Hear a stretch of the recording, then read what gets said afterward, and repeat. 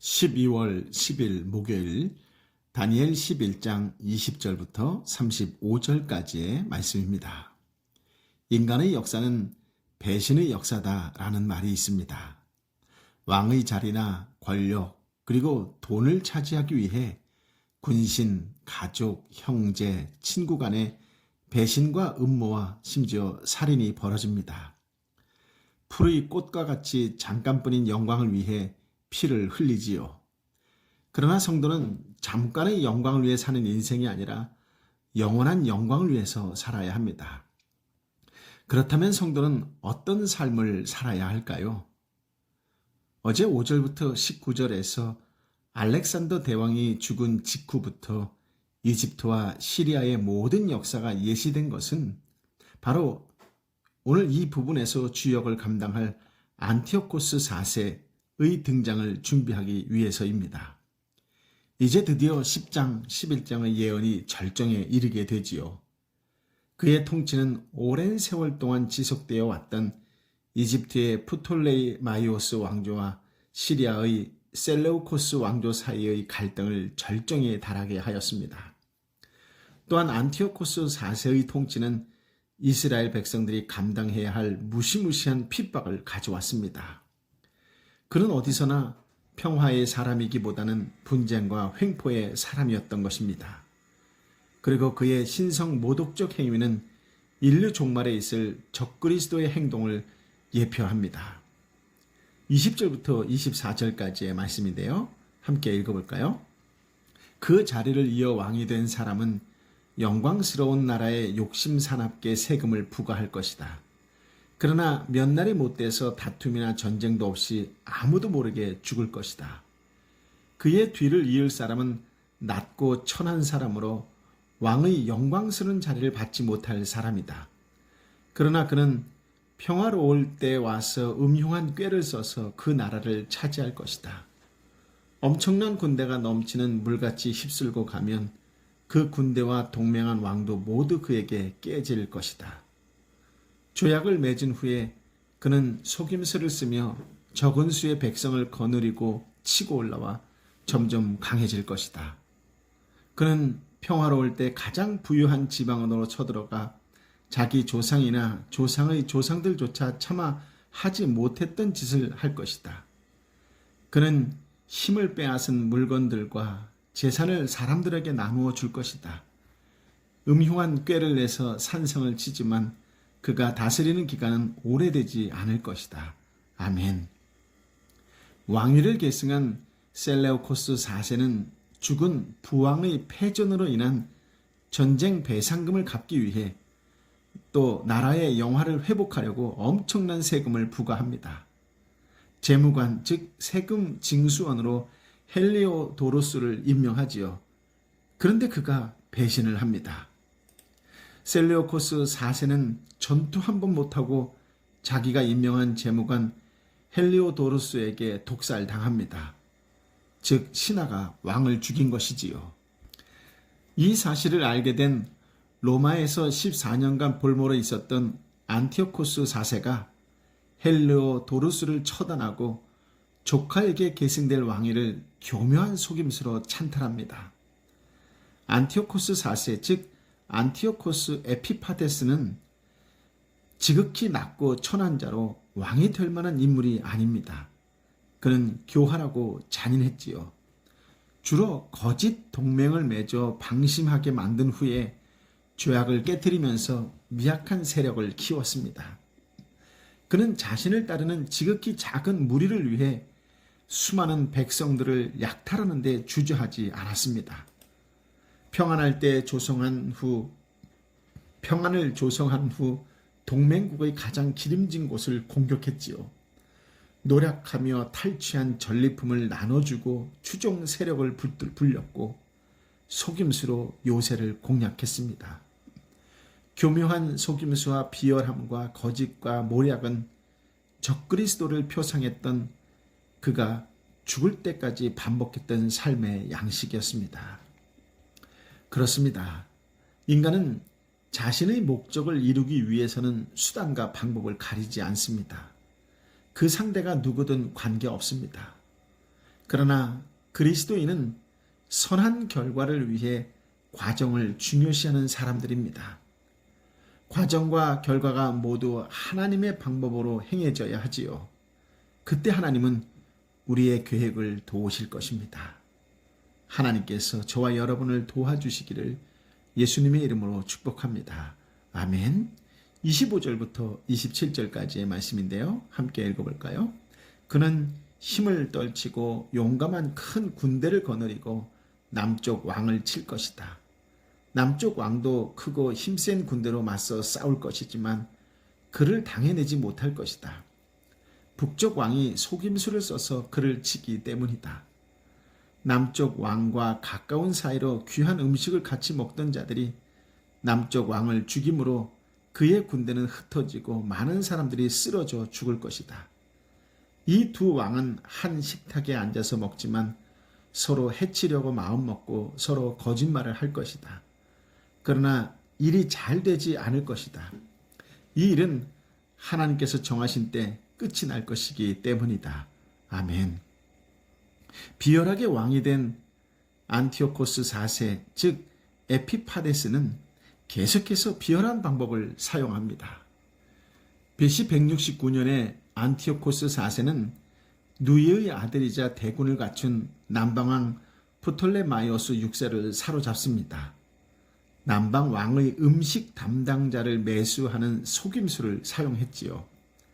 그러나 그는 남방왕국을 분열시키려고 거짓 평화 협상을 맺었으나 그 속셈을 이루지 못할 것입니다. 이 예언은 BC 167년에 그가 재차 남방을 공격할 때 성취됩니다. 비열한 방법으로 성공한 것을 진정한 성공이라고 말할 수는 없을 것입니다. 왜냐하면 그것은 하나님의 뜻과 방법이 아니기 때문이지요. 하나님의 방법으로 하지 않은 일은 반드시 하나님의 심판을 받게 됩니다. 인간적인 수단과 방법으로 하나님의 뜻과는 멀어지게 행하지는 않습니까? 지금 여러분은 선택할 때 어떤 방법으로 즐겨 사용하시는지를 점검해 보시기 바랍니다. 28절부터 32절까지의 말씀인데요. 함께 읽어볼까요? 북쪽 왕이 많은 재물을 가지고 자기 나라로 돌아갈 것이다. 그러나 그의 마음은 거룩한 약속을 어기며 마음대로 하고서 자기 나라로 돌아갈 것이다. 정해진 시간이 되면 그는 다시 남쪽으로 갈 것이다. 그러나 이번에는 전과 다를 것이다. 기띔의 배들이 와서 그를 침으로 그가 두려워하며 철수할 것이다. 그는 돌아가는 길에 거룩한 약속을 한 사람들에게 분풀이를 할 것이다. 돌아가서는 거꾸로 거룩한 약속을 저버린 사람들을 높일 것이다. 무장한 그의 군대가 일어나 성전 요새를 더럽히고 날마다 드리는 제사를 못 드리게 할 것이며 하나님께서 미워하시는 물건을 성전에 세워 멸망을 불러올 것이다. 그는 약속을 어기고 악하게 행동하는 사람들을 꿰어내며 더럽히겠지만 하나님을 아는 백성들은 굳게 서고 용감하게 행동할 것이다. 아멘. 안티오코스 4세는 시리아와 이집트의 1차 전쟁에서 승리합니다. 많은 전리품을 가지고 귀환하지요. 악한 제사장 메넬라오스의 도움을 받아 예루살렘 성전을 약탈합니다. 1차 전쟁에서 승리한 안티오코스 4세는 다시 이집트를 공격합니다. 즉 2차 시리아와 이집트의 전쟁입니다. 그런데 이번 전쟁의 양상이 1차 때와는 판이하게 달랐습니다. 그 이유는 기띔의 배들, 곧 로마의 해군, 로마의 함대 때문입니다. 로마의 해군은 프톨레마이오스의 요청으로 알렉산드르의 지역으로 출정합니다. 안티오코스의 군대가 알렉산드리아를 포위할 때 로마의 장군 가이우스 포플리우스 라에나스가 안티오코스를 만나서 로마 원로원의 편지를 전합니다.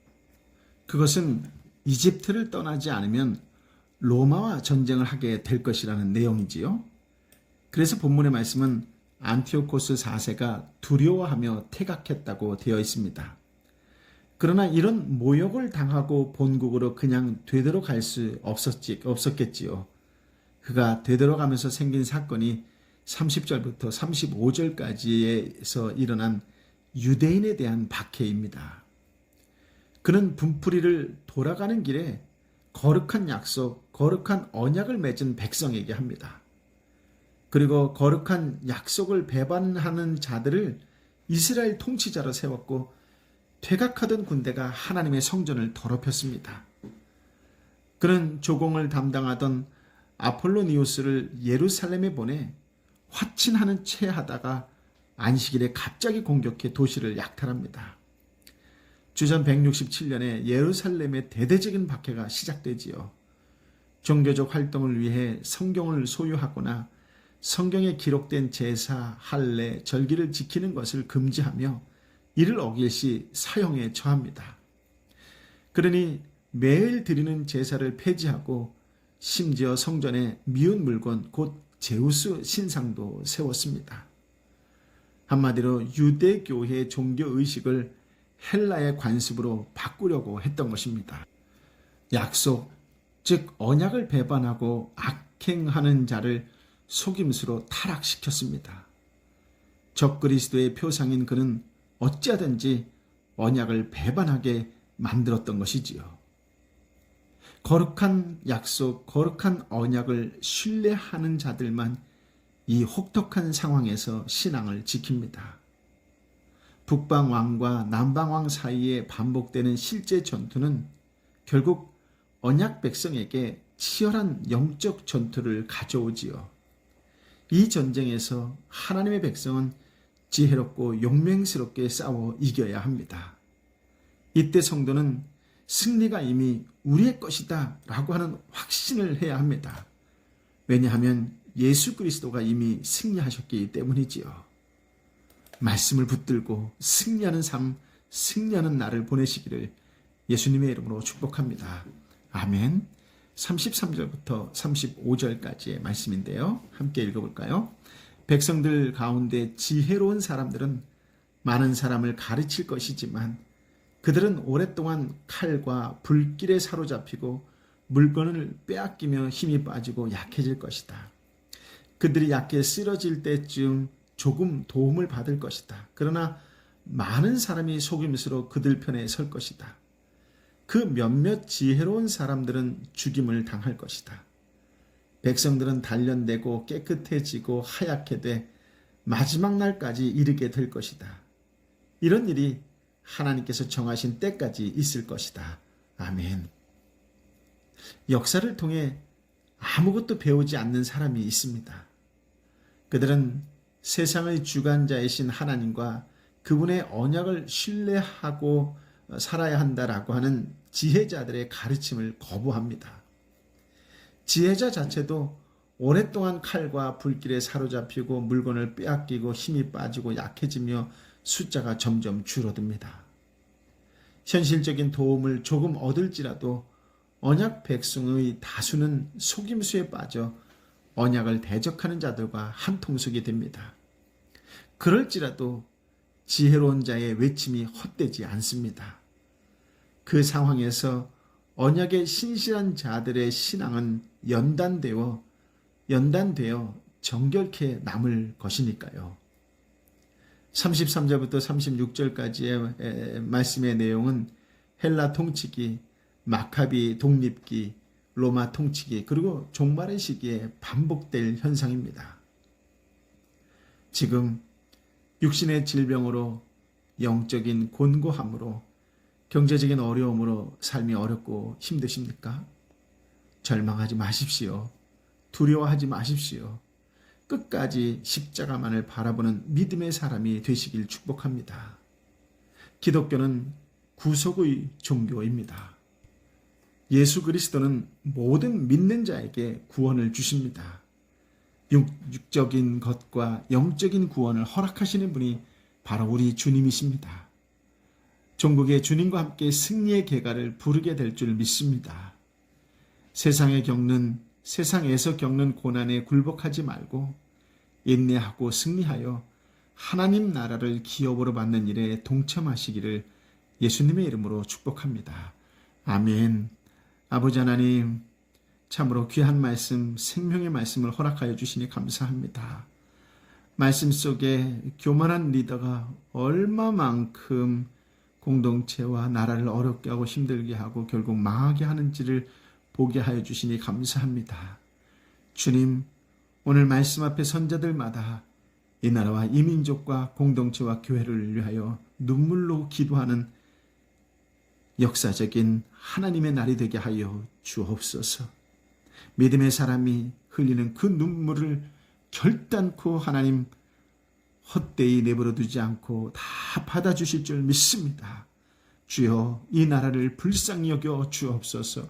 주여, 우리 교회를 살려주옵시고 우리 공동체를 일으켜 주옵소서.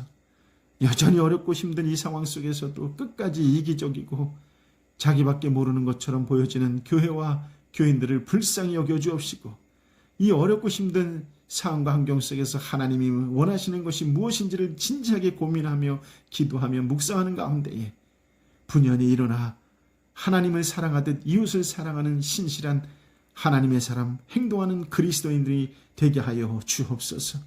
무엇보다도 열방의 선교사님을 불쌍히 여겨 주옵시고 하나님 보호하여 주옵시고 하늘의 따뜻한 보화로 가득 채워 주옵소서.